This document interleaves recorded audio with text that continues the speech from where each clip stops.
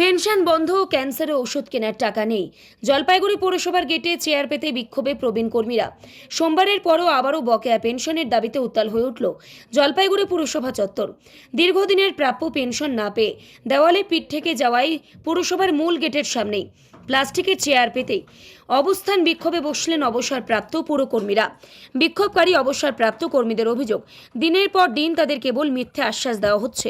পুর প্রশাসনের বিরুদ্ধেই চরম ক্ষোভ প্রকাশ করে আন্দোলনকারীরা অভিযোগ তোলেন, চেয়ারম্যান, ভাইস চেয়ারম্যান থেকে শুরু করে 22 জন কাউন্সিলরের কাউকেই পাওয়া যাচ্ছে না।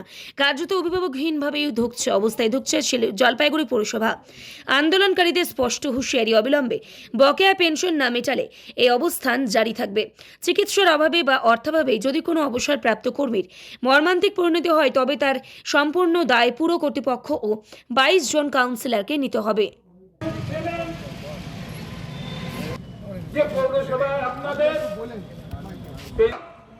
বলতে লজ্জা লাগে আমাদের, এই বয়সেও আপনাদের আন্দোলন করতে কি হচ্ছে। বলবো আর, এই তো অবস্থা দেখছেন, আমাদের কয়জন ক্যান্সার পেশেন্ট আছে, সেই ক্যান্সার পেশেন্টরা তাদের ট্রিটমেন্ট অবধি করতে পারছে না। আর জিনিসপত্রের যা বাজার মূল্য, অগ্নিমূল্য, আমরা খুব দেওয়ালে পিঠ থেকে গেলেই মানুষ এরকম এসে দিনের পর দিন এরকম চেয়ার নিয়ে বসে থাকে। আমরা বহুবার আন্দোলন করেছি ভেতরে।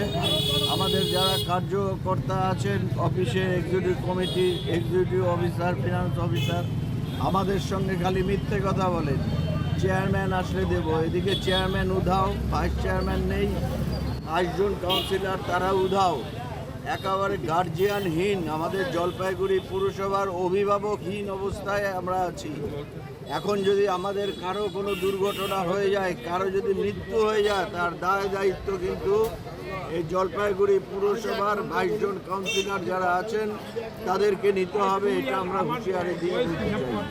চলে না, আমাদের বয়স হয়ে গেছে, পেনশন